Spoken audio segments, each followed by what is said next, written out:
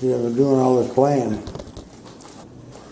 Not very well. I haven't played the harmonica in over a year.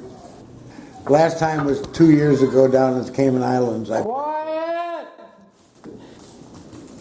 You played for us when you met us in Elko. Yeah, I played for you then. Yep, because I have pictures. But I was playing. I was playing more, but I was playing for kids on the front porch. And they've all moved away. There's no kids that ask me to play anymore or anything.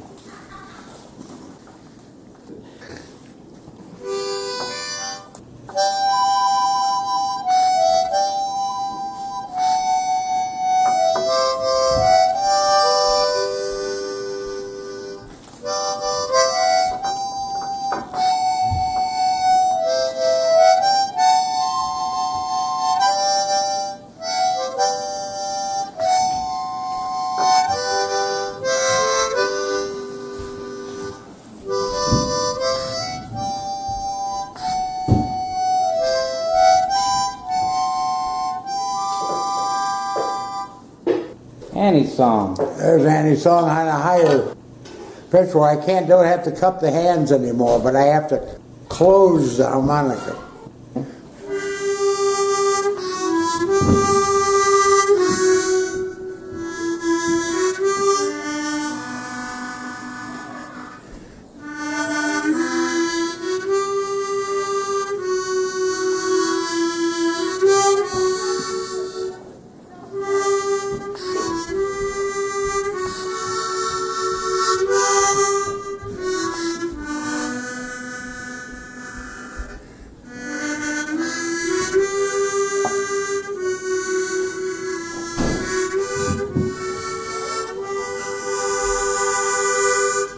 Which one do you like better? I think I like the bigger one. Or the low one? The bigger one you seem a little bit more adept at. Oh, adept. I'm adept at both. Well, I think the big one sounds better. Well, you can play it high too, like this.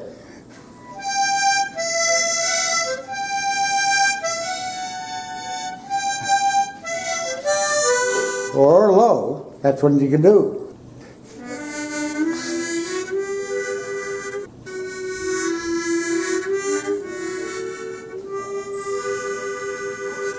The little one is harder.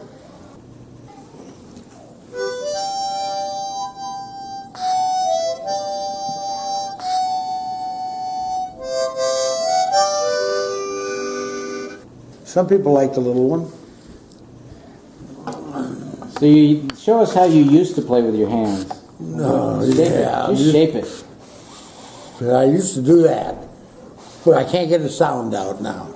You started doing it when you were about 10 years old? Yes, and all the way until I was 50 or 60 or 65. I mean, all of a sudden, 10, 15 years ago, I hadn't played in a long time, and I started to do it, and nothing came out. And I still can't make a sound. Which tells me it was something about the shape of the skin. Something. My hands it used to play better when they got wet. So I wet them, but it doesn't make any difference now. Might have been the growth of the fingers or something, the growth of the skin, reduction or expansion, I don't know. Well, obviously, Stop me. Obviously the problem was that you stopped for a year or two. Yeah, that's probably it. But, it was a rare talent that you never were able to teach another person. No, I couldn't teach them. I did teach a couple of people harmonica, but that's because if they did what I said, it's the easiest thing to start on with a harmonica, I found out. It's not, it doesn't have minors on it. Now, if you have minors in the slides that the great harmonicist invented, that's one thing. This is a big harmonica, but you can't go to minors on this one. Tell me about those harmonicas. Where'd you get those? My wife bought me first a $10 little harmonica, German harmonica. Then this is about a $25 Lee Oscar harmonica. The only one that ever could compete with Hohner. Because Hohner holds Hohner has all the patents, I mean, they've done everything with the harmonica, Hohner Company. But Lee Oscar's one that's also had success competing with Hohner. So The only one. how much can I get you to talk about Linda? Not really. I mean, she was marvelous, and I miss her all the time. I pray a lot and hope to see her sometime again, but I'm not. She was the love of your life. She was the love of my life, and she was. Dad, why was she the love of your life? Quietly beautiful. I mean, she was quietly, and I never told her enough about her beautiful smile and face and stature and everything else. And I don't know. She was the love of my life because she had an inward kind of beauty that I can't explain. She was outwardly beautiful too, to me, and to other people. But she had a dignity under any kind of situation, whether it was a heartlessness going on in the world or whatever it was. She was able to handle it in a dignified manner, and that's part of the beauty. That's all I want to say there. Where did you meet her? At a dog track. At a dog. Yeah, she because liked you it. guys We both did liked the dog. You guys were inseparable with the things you had in common, right? Yeah, we were. You And we loved the dog track. same hobbies, same vices, same everything. Yeah, You just well, did I taught everything her. together. Yes, we did. What'd you teach her? Oh, I taught her about the casino life. Yeah. And she began to like that, and she became really good at it. She used to win so many jackpots, so many royal flushes, that I thought it was luck. But I'd watch her, and she had a sense of on these machines that was amazing. And she hit like 78 royal flushes at one particular casino alone down here. How long were you together? Spent, only about 18 years. 16 or 18 years? Yeah, You met her in Colorado, right? right. That's enough there. I don't want to talk anymore about that. That seems too personal to me right now. It still does. What else can I elaborate tell me on? tell me about your year in Los Angeles. You said you did have an agent at one time. Oh yeah. Do He you wasn't remember much good. their name? No, I don't.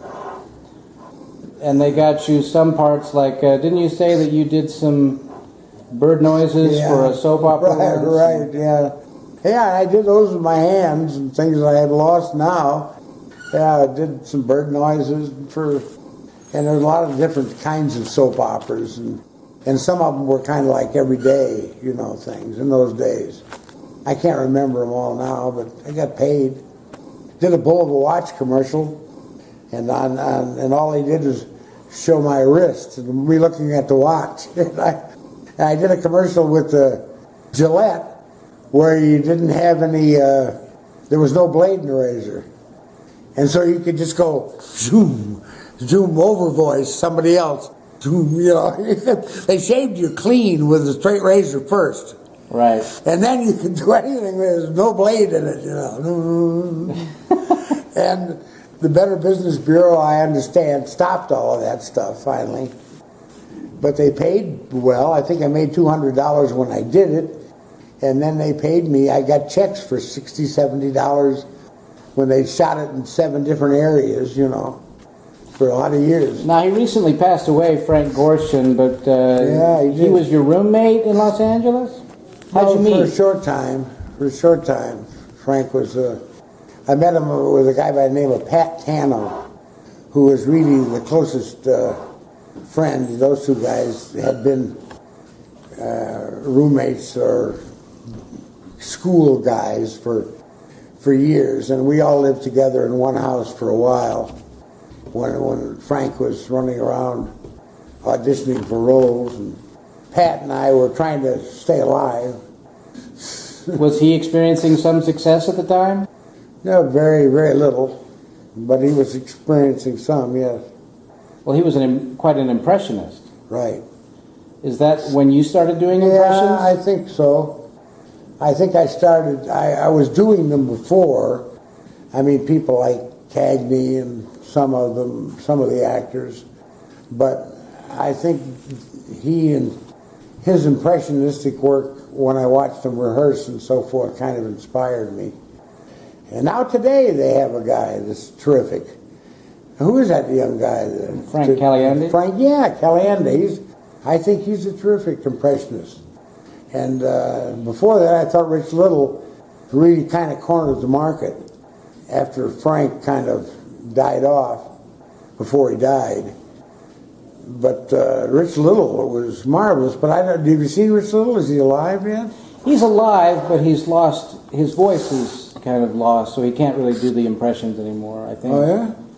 He's I think it was back in the late 90s, I saw him doing headlining at a very small casino in Las Vegas.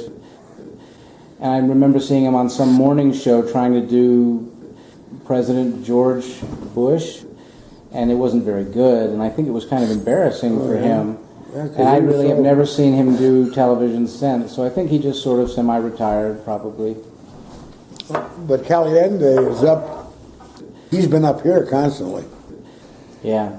He's been at the Hilton, and he's good. He's not built like an impressionist. He's kind of squat, Right. and small, and so forth. But he does some people really well. So do you remember a particular play that you either starred in or directed that you enjoyed more than anything else, or that you remember better than anything else? Yeah, probably at Rocky Mountain College when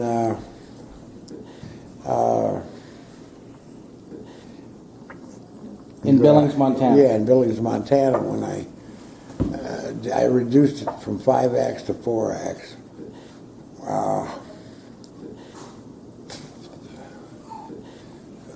A Shakespeare play? Yeah, no, geez. I'm telling you, my mind gets once. Oh, are you talking about Long Day's Journey? Long Day's Journey into the Night. Why can't I remember the titles of some of these I'm not things? sure why I remembered that. I guess I just remembered that one day you talked about having directed that play. Yeah. I think probably from the standpoint of the cast, the success, the everything else that I had, that one production of Long Day's Journey into Night was represented kind of my peak in college work that I did. And then And I had a marvelous cast in that and everything else. did any of the actors you directed in college go on to become actors? No, one of them became a terrific parson, but I can't remember his name now. But I heard him on the radio several times. As He a became- as a preacher. television evangelist? Yeah. Or radio evangelist? He wasn't an evangelist, but he was a preacher on the radio. Oh, okay. But you couldn't call him really an evangelist. He wasn't. He didn't try to shape your mind. He was more the Billy Graham type. He wasn't just out for money. Yeah, that's right. Well, did you, what was your favorite role that you ever performed? Probably Kowalski in Streetcar. I think it was about the meatiest, and that's what that particular author had the skills of crystallizing. Tennessee Williams. Tennessee Williams had crystallized female personalities pretty well. Probably some of the better. There's another gay character, but he was really insightful when it came to the female mind. And I thought that characters like Blanche Dubois and so forth were really written better than any other American writers at the time, or even now. Sure. We said so long, there was 3 or 4 great writers of drama, and we always end up with just a few, just a handful, and I think we're still there. So we put all 4 Greeks, and that Aristophanes is the comic writer, and Euripides, Sophocles, and they're all great tragedians. And Euripides, Sophocles, and who am I missing? Aristophanes is the comic writer. Why? I mean, why am I missing that? Euripides. Because you don't have to think about it every day? I don't know. Aeschylus. Aeschylus, that's it. Yeah, with the mother Call it thing. Aeschylus sometimes. Yeah. Yeah. Well, they are amazing still. Those three guys were amazing Four writers. guys. Were amazing. All four of them, but the three tragedy writers were in the special class of tragedies, never reached. And none of them ever wrote comedies, I don't think. We may have lost some. And we got some idiots that kept sacking the Alexandrian library, like that one guy that burned the libraries about 6 times, forced all the priests to run away with scripts and so forth. What was his name? The guy. I don't know, Alexander. No, he left it intact. It was a guy like Alexander. In fact, I think they gave... No, who's the one that was the ruthless one that died when he was only about 32? Well, Muhammad Ali is the one, I think, who... No, I don't mean Muhammad Ali. I mean the guy... Not the boxer. No, I mean the guy that desecrated every written word, thought written words were evil, and burned everything that he saw that was... I don't know who that was. I mean, there was... I'd know if you said it. Yeah, I know you would. But anyway, so you studied all of those in university, working on your PhD. What did you do your PhD on? Upton Sinclair. That was Upton because... Sinclair was the American socialist who was quite a bit ahead of his time. He was alive when I was doing this work, and I exchanged letters. I have one quote in my dissertation someplace from him. Where is all that stuff, Dad? Is it just It's my house. My house. I've got the short copy and a long copy, and you can always get it from the University of Indiana. They'll give you a short one, a smaller one. The pictures I had in the back of that, though, have evaporated. They disappeared as the years went on. Yeah. But I did Sinclair as a playwright. Yeah. And he was not a playwright. He was a muckraker. He wrote The Jungle and then many things that Did you see turned American life around. Did you see the movie you recently made out of his book, There Shall Be Blood, about the oil industry in California? There Shall Be Blood. No, he wrote 100. He's the most prolific writer in the history of America. He wrote Sacco Vanzetti. He wrote Boston. He wrote everything. Well, it was interesting that Daniel Day-Lewis... The Lanny Budd series, which is about 100. Daniel Day-Lewis did a movie about the beginnings of the oil industry in California that was called There Shall Be Blood. That sounds and that was like written by Upton Sinclair. It sounds like it. And it was nominated for an Academy Award about Best Picture about 2-3 years ago. I wondered if you saw that. There Shall Be Blood. No, I think I missed it totally. Well, you can rent it. It's available. But who was in it besides Daniel Day-Lewis? He was such a dominant figure. There was another person who was, I think, nominated for a supporting actor who I just saw in that movie Cowboys and Aliens. He played the sheriff's wayward son. And he was in that movie too, but I don't know his name. Yeah, that was a total waste of time for the guy that did Indiana Jones. Yeah, it was. I mean, he didn't have a thing to do with that movie. No. They had nothing. It was an empty film. Nothing happened. They let the new James Bond. It was a great concept, and all they had was a concept. They did nothing with it. So the guy that plays James Bond now, they let him kind of steal that movie. Yeah. But here they got the Indiana Jones guy. And then he wasn't even the hero at the end. Talk about Deus Ex Machina. It's like they had that girl who was an alien went and saved the day, and it's like we didn't even know who she was or what she was doing in the film. Yeah. Charlie and I mentioned that, a little incompleteness. Well, you talk about those 4 Greeks, but you also have talked about Shakespeare. Shakespeare and Moliere are the only ones that are it's all close 6. To that class. All 6 are the... That doesn't do flat. That's supposed to go da da da da da da da. That's the way it has to go, and you have to have a chromatic thing to play. That Larry Adler, I remember all the names now. Larry Adler invented the chromatic harmonica, and he was a good. You ask any musician in the world who knows music. You can ask him who the greatest trumpeter ever was, greatest guitarist. You'll get different answers from different people. But if you ask them who the greatest harmonica player ever was, they'll all say Larry Adler. All of them.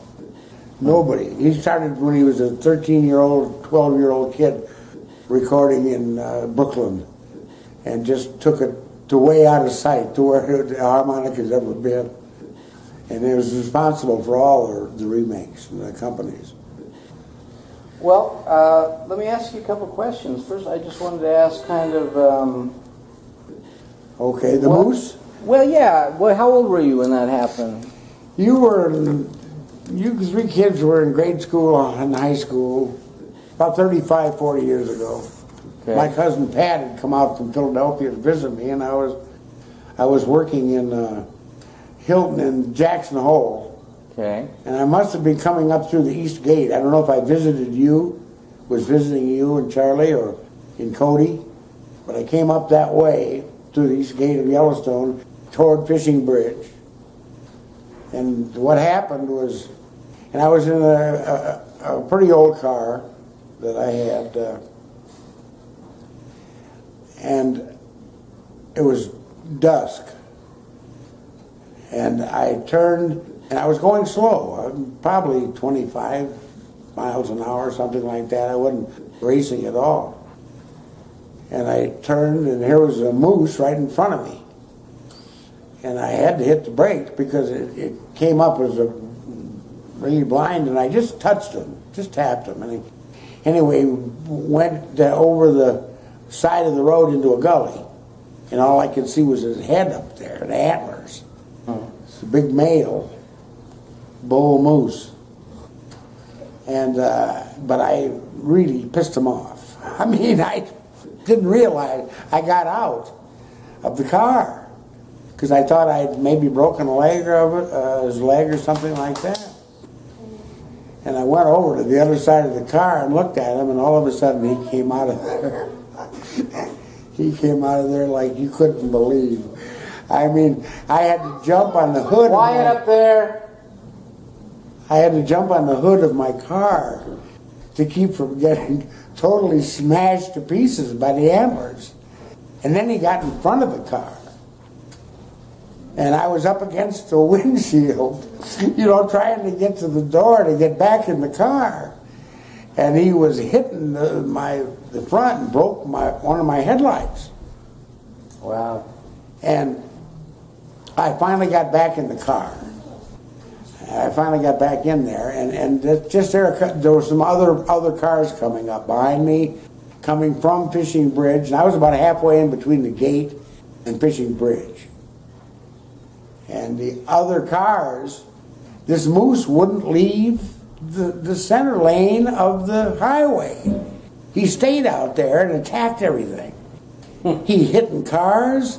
He was just going out of his mind, and I stayed there. I was there. I backed up and trying to figure out a way I was going to get by. Do I have to go backwards and another 40 miles? I can't get away from Yellowstone Park, that fast. So I waited, and pretty soon a sheriff's car came up there, Cody Ranger car of some kind. There was two of them, and they were using the honkers and everything else, just trying to get the moose off the highway. Right. Because he's blocking about 7, 8, 10 cars. Well, I find he was bleeding a little bit from the nose, but not because I hit him. I mean, he hit so much stuff himself, bashing into cars. So I finally crept along to the right, and I got by him. And that was really that's the end of the story, but I had a tremendous amount of respect for a moose, especially for a moose that you hit in the leg, because he was fine. He was in great health. But when I touched him, or hit him very lightly, he jumped in the ditch. Right. And that started the whole thing. And when I left, he was still in the middle of the road.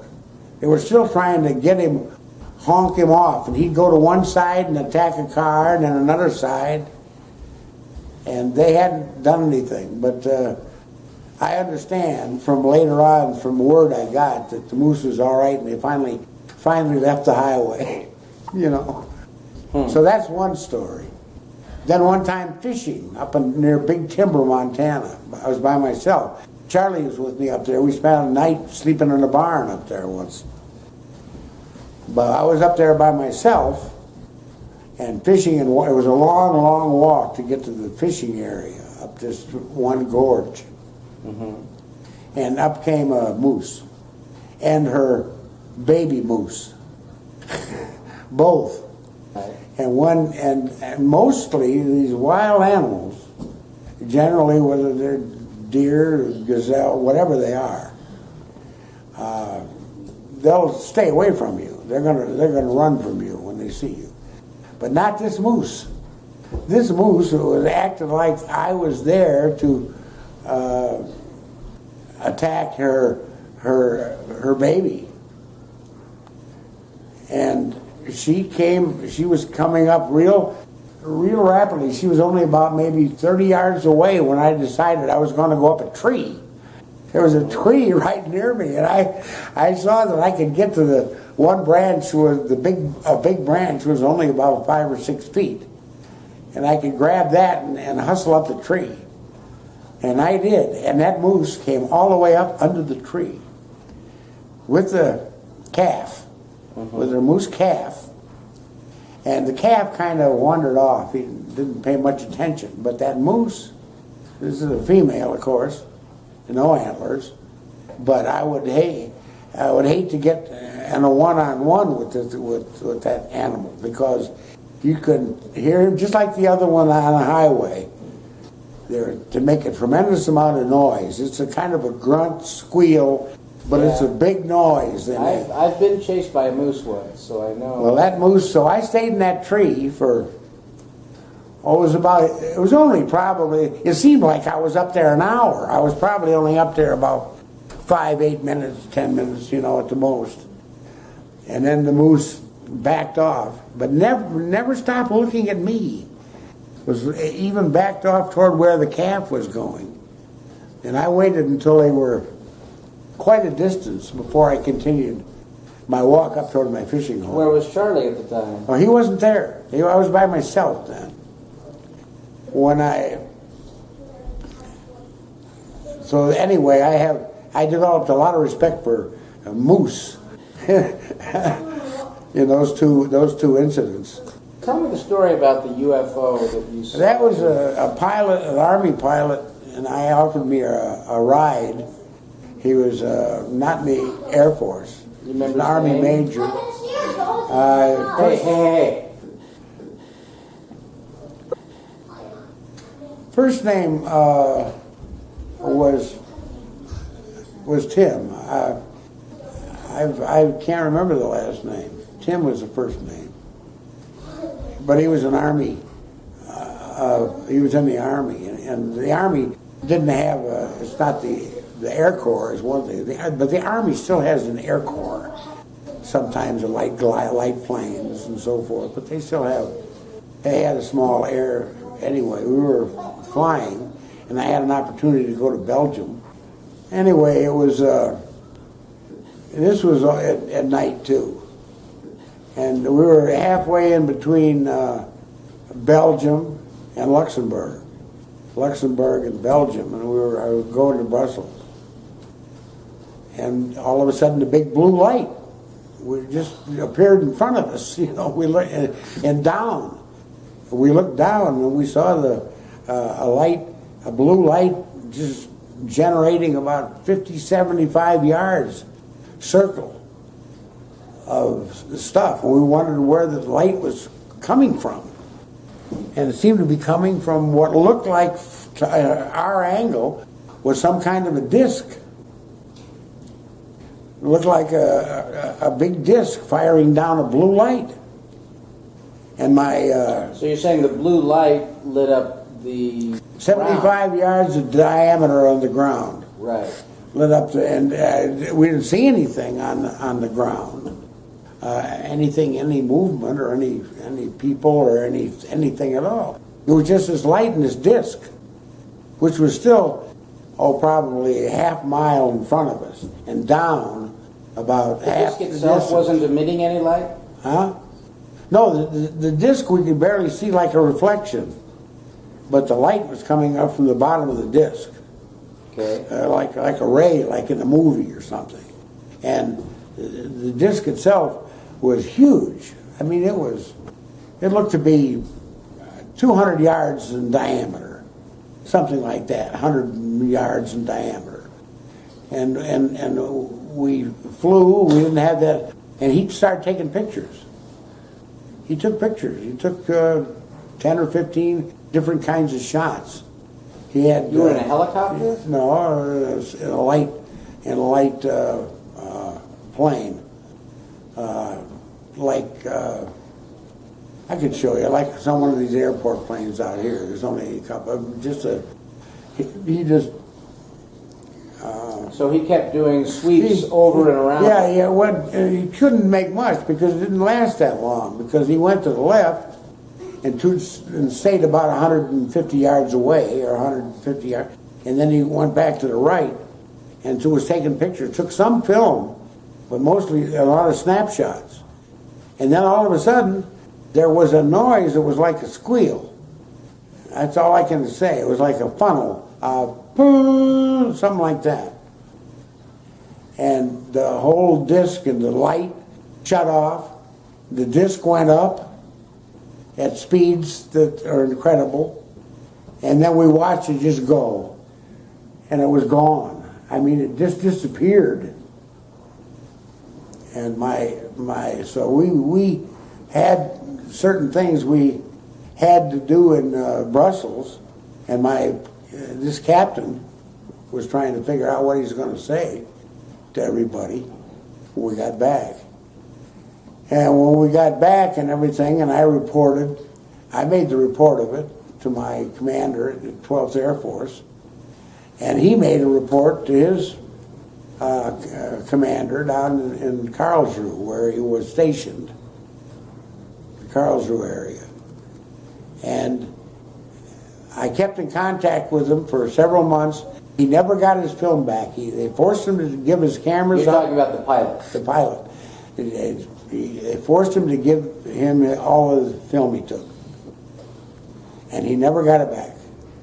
And 6 months later, he hadn't gotten it back. In fact, and I heard somebody else tell me that he hadn't gotten the film back before I left Germany.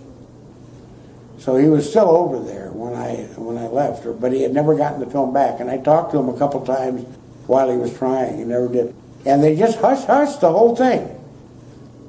They just kind of like said to him, "You've been drinking too much Sasquatch or something, drinking too much of this or that, and it's an unlikely story," or something else. And my story went the same way. I talked to the colonel who was the head of my particular squadron there in the Air Force, and he wanted to know about it, and I told him just what I told you.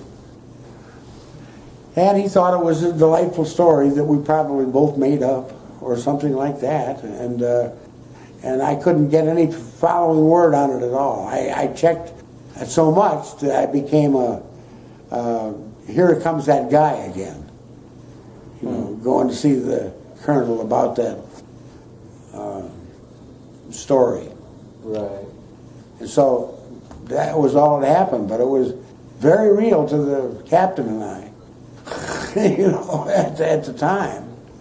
And it's my only encounter I've ever had with a UFO. I mean, the only thing I could even imagine. I've seen things in the sky like a lot of people, but there's always been reasons for it. And I've watched everything I could ever get a hold of. And I told this story once on the radio in Salt Lake. Yeah. To a guy who was a talk show host who's dead now. But I answered questions, but it never amounted to anything. And we And I've never experienced anything like that before or after. Yeah. So I don't know. I'm not here saying there was definitely aliens there was definitely this or that, or there definitely wasn't, or it was some kind of mirage or some kind of, because it was real and the light was real. But if there was something that the Air Force had that they were testing out in, where's that area you went, Area 51 or something, if they had something like that, something that was unknown, then it's still unknown. So that was that. Did you ever run into anybody in your life that tried to kind of match your story, saying, "Let me tell you about my experience"? Oh yes, yeah. I've heard that from quite a few people along the way. Anybody that you really believed? Not that I believed that factually was happening, but I believed them and that they thought that was happening. Like the stories of things that kind of like the movies we've seen, you know, of various. And I've seen all the stuff I can see on television, all the lights in Phoenix and all that kind of business. I've seen it over and over again. And the people I've talked to, and I talked to some that night that I talked on the radio in Salt Lake about this experience of mine. And there were people there that were really, really nuts. I mean, or really claimed to see gargantuan type aliens and so forth. I mean, you would only talk to a second or two and you could tell they were dippy. Right. And that's the problem, because when a couple of people heard me tell that story on the radio, I was in Salt Lake at the time, and you could kind of tell, oh, here's the guy that's seen the aliens, you know, and it made me mad and just forget it. Yeah. Well, now there's a story that you told once about Dillinger's fingerprint. Oh, that makes me sad to think of that. Dillinger's fingerprint card, I got it out of the, and it's all been fired up. The place burned down out of the Michigan State Police thing, and I sent it away to an auction in New York, and it was sold for $2,800 at the time. Dillinger's fingerprint card from the Crown Point prison. He wrote on it, occupation bank robber, John Dillinger, and the whole fingerprint card. And the guy stole it from me. He declared bankruptcy. He stole from everybody, and I got some letters and so forth. But I think that it might have been worth $40,000. I mean, it's the original fingerprint of John Dillinger in the Crown Point prison, where he escaped from later. But it was a phony kind of escape. Yeah, is that the one where he escaped with like carving a gun out of potatoes? That was a story. I don't know if that was true. I think the warden was a woman, or Hollister, I believe her name was. But anyway, he got out of there, and with all the Dillinger stuff that's happened recently, I mean, that was unique. There was only one like it in the world, one thing, and I let it go through my hands that way. Well, how did you obtain it in the first place? I sold it out of the Michigan State Police files when my cousin was head of the photographic division and I used to swim out there all the time in Lansing, in East Lansing. And I just happened to be going through, and Dillinger's file was there. There was probably some other stuff I could have taken, but I saw this fingerprint card. And my cousin didn't want to have anything to do with it. He knew it, but I just took it. And it was kind of all by itself. And about 20 years later, that whole place burned down. They lost everything that was there, which would easily add to the value again. Right. But I don't like to talk about it or think about it, because I've had a few opportunities, but I don't think any of that, because that would sell for $20,000, $30,000, I know, on the internet and right now. You might be underestimating it. I think it might sell for $500,000. Well, good. But anyway, it doesn't matter. It's just an interesting story. But you held on to that thing for 40 years. All those years, yeah. I was in the attic when I was in the Air Force in Germany and everything else. It was There's a always couple in my questions attic. that I have, maybe just for my own curiosity. You have two either finished or rough or maybe slightly unfinished manuscripts of books that you've written, correct? No, just one. Well, you wrote a book on gambling, Yeah, that's the one I have. The others, and then you were doing a play. I destroyed that.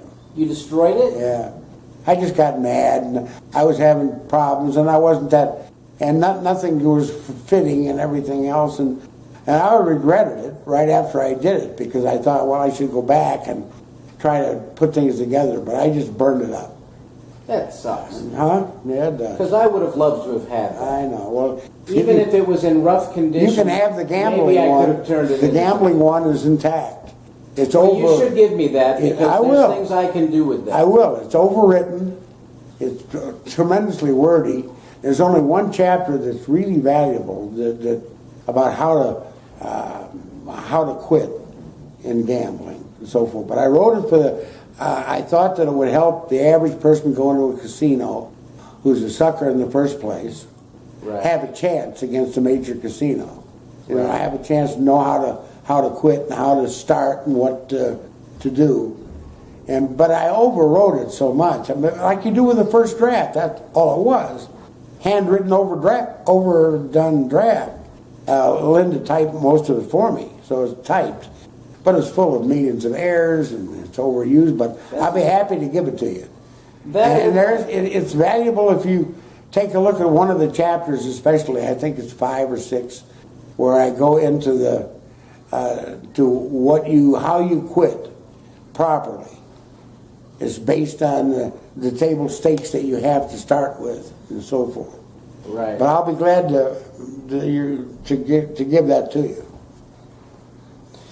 So there's no other writing, well, except for your dissertation. My dissertation, yeah, that's there in my apartment. It's there. To get a master's degree, didn't you have to write something as well? No, I didn't have to do a master's thesis because I had taken the languages, German and Spanish, and I took all of that, and I didn't, in my program, didn't demand a master's thesis. It was all coursework there. Okay.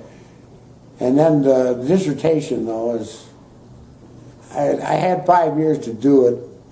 That's what you have generally, to finish a dissertation when you pick a subject. And I picked up in Sinclair, and I finished that in less than 4 years. And the whole copy of the major one is in my apartment, and also the small copy. The one that's done University of Well, Michigan. those are things I would appreciate more Yeah. than any of your other children. Yeah. So, Oh, yes, you would. you can let them have the jewels. Yeah, I'll take they're the books. no great jewels. I mean, I have a library that's pretty extensive as far as plays and things are concerned, but whoever wants those can have them. Oh, I love old books, if you've got any of those sorts of things. Well, they're mostly theater books, That's fine. But There's you can, still. yeah, well, Charlie doesn't have enough room in his house anyway. He's got enough movies from me as presents through Well, the years. neither do I, but at least, I mean, especially if they're plays and they're in good condition. And Yeah. they're- Oh, yeah. And even if they're in bad condition, it's really your life. I had 2 books that I was writing simultaneously about 30, 40 years ago, but they didn't last long. But the one that I destroyed, I just got real upset because I had put a scene in, and I was in Act 2, and I had put a scene in that was suddenly made me gonna have to write a third act that I didn't want, and I went back and tried to insert it earlier, and I just got angry, and I had other stuff to do, so I just burned everything. I was doing the burning anyway. I was burning trash. And I just went in a rage and got this stuff and dumped it. And I said, now I don't have to worry about a damn thing. Well, any other stories come to your mind over the last 24 hours that you think, hey, this would be a fun thing to kind of let posterity know about? Oh, Who was your best friend in high school? Mickey Legoff. He's still alive. And he's still, I've got to call him one of these days. We haven't talked to each other. And I guess 5 or 6 years he was out. He was out here in Carson City years ago, and then he got remarried, and his name is Legoff, Mickey. And Gus Martin, and he was a football player for the University of Wisconsin, played in the Rose Bowl, and he's 80, he's my age, he's 81 or 80 or 81, and he still works every day just like he did all his life. Doing what? I mean, doing a seamstress, a business of Venetian blinds and seamstress, and he has 15 seamstresses sewing for him and his brother. They run the company. His father ran the company, and his mother ran the company before that, way back in high school and before. You got to be 75, 80 years now altogether, and they're both in their 80s, and he weighs about 400 pounds And he or lives more. where? Highland Park, Deerfield. Yeah. He lives in Deerfield. That's where the business is located? Yeah, in Deerfield, Illinois. And he works every day. I mean, he's put kids through college. Some of them have played ball, some of them haven't. And he's never had one that really wanted to take over the business. He had one son that said, can I do it part-time? And my Gus went nuts.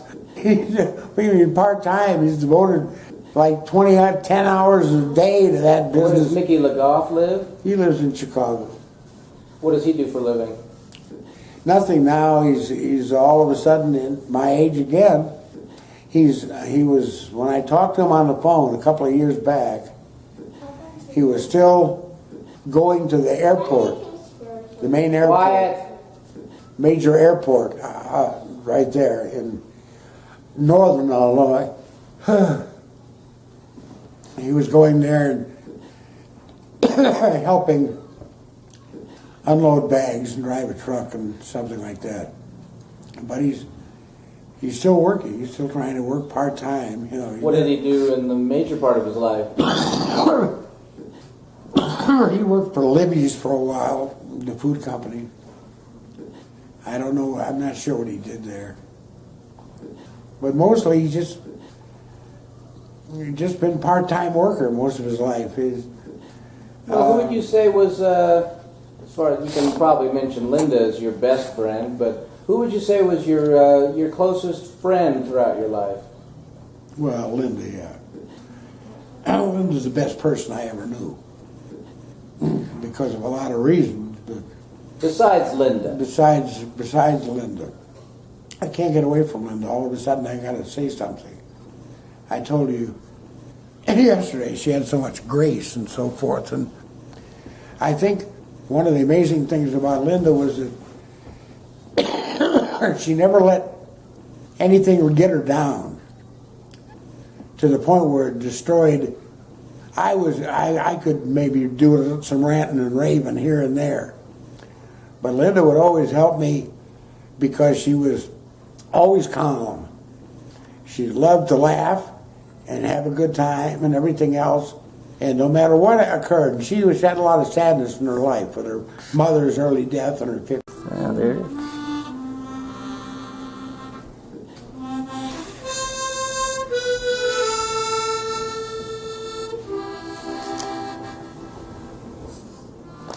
I remember it now.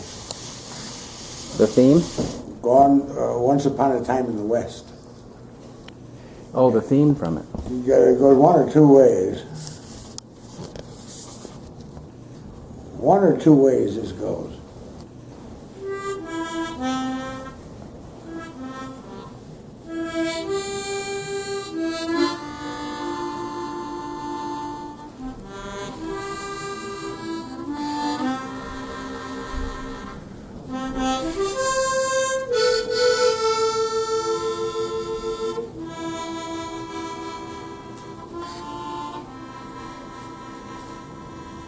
Remember that?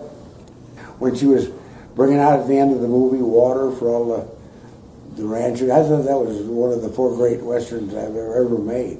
One scene was bad. The one scene where Henry Fonda was, where he knocked the crippled guy down inside. It was kind of just a set. And it didn't fit with the movie. You could see they just kind of tacked it in. But all the rest of that movie was terrific, I thought. It was unique. Yeah, tour de force for 4 people. And it was made for television. It was never. It might have been a theatrical release in Europe, but I think it was made for television. Are we filming? Mm-hmm. Charles Bronson, I saw in an interview. He went there about 6 or 7 years later. The movie was made once upon a time in the West, I think, about 1967. And by 1975, he went over to Paris, and there were long lines to the movie, and it was Once Upon a Time in the West, which was shown continually for like 11 years after the movie had come out in one particular theater in Paris. And he couldn't believe it. He walked up, he said to the line, and said, "What are you people doing?" He said, "I made this movie years ago." And then they had so much traffic and everything else, and autograph hounds, that he had trouble. The police had to help him get out of there. But that's amazing, that the way that movie ran in Paris. It was interesting. I saw his last film, which was a remake of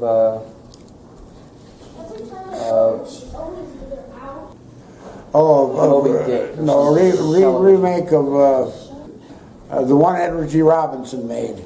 Edward G. Robinson was the original guy. Billy Budd? No.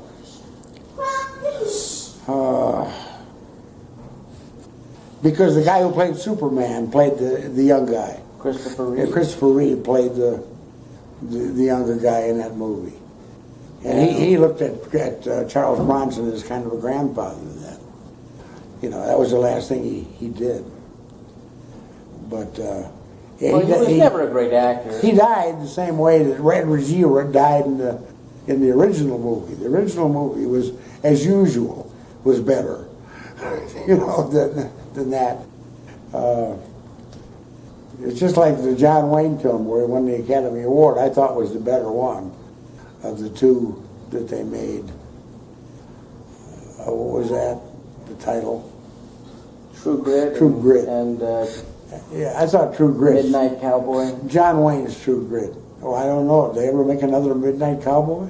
No, they never made a new one. But I did think John Wayne's version was better. Yeah, I did too. Just as an overall movie experience, I thought it was a better film. I didn't mind the guy who played. I've had respect for him and his family and his father as an actor. And his brother and his brother. Brothers. Yeah. I only know one brother. Did he have 2 brothers? No, I guess there was only, I'm thinking of the Carradines. There was only... The Carradines, yeah, they went on. Jeff and Bo. Jeff and Bo Bridges. Bo Bridges. Bo Bridges was a matinee idol type. And all of it, and I thought the other guy would just kind of disappear. But he came back real strong. Yeah. And he won the Academy Award, I guess. Well, he's had a long history. Yeah. Of some good films. Made some good ones. Jagged Edge. I love the racehorse movie. Yeah. Terrific. That was Seabiscuit. And that was done exactly like I saw it, and then on television when I saw it, they showed the match race of Seabiscuit, and it was exactly the same as the movie. They did it exactly the same. Huh. They both got off to a beautiful start without a starting gate. When he matched against the War Admiral. Yeah. War Admiral was like twice as big a horse, and Seabiscuit was just plodding along. Did you see Secretariat? Yeah. I didn't know how. I never realized how glorious of a win that was. Oh, it was. I mean, I get goosebumps when I watch the third race of the big 3 races when Secretariat won in New York. It's a 1.5-mile race. And the Kentucky Derby and the Preakness were both the 2 short races. Kentucky Derby actually was a little longer than the Preakness, which was an eighth of a mile shorter. And then the last one, which is what? Anyway, that movie. Downs. Something. Yeah, something down. But that race, there's only 5 horses because they didn't contend with the 2. The horse that finished second in all 3 races was the only contender that Secretariat had. And he stayed even with Secretariat all the way through the first turn. When both horses were 20 lengths ahead of everything else. Right. And then Secretariat, everybody, the owner of the second place horse thought, oh, we got it made because Secretariat has always come from behind. He's never been a front runner, so he's going to wear himself out. And it didn't happen. He took off, and the jockey, I've heard said if he'd have known that he was like 50 lengths ahead, when it came around the far turn, the other horses were just finishing the backstretch. All of them. Right. He said if he'd have known that, he could, I mean, he set the world record. I think it's still the track record. It is, yeah. But he said he could have put another whole second maybe, which is a phenomenal amount of time in a horse race.